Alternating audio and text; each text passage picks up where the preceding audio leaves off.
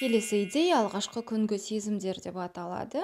Балалар мектепке бірінші күн келгенде өздерін қалай сезінеді, соны анықтау үшін жасаймыз. Ол үшін бізге ақ үлкен ватман керек болады. Ол жерге 4 түрлі смайлик саламыз. Мысалы, қуанышты, көңілсіз, бақытты, қобалжулы деген сияқты. Балалардың аттары жазылған стикерлер таратып береміз. Өздері көңілдерін білдіріп, көңіл күйіне сәйкес келетін смайликтің жанына аттарын жабыстырады.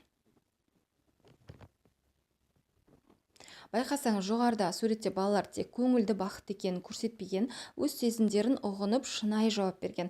Алғашқы күні көңілсіз болуда, қобалжуда қалыпты жағдай. Негізгі идея балаға сезімін ашық айтуды және үнемі бәрі жақсы бола бермейтіндігін көрсету. Міне жақыннан көрсеңіз болады. Мысалы, бұл жерде өте қуанышты деп 5 бала белгілеген, көңілсіз болып тұрған 2 бала көрсеткен, қобалжулы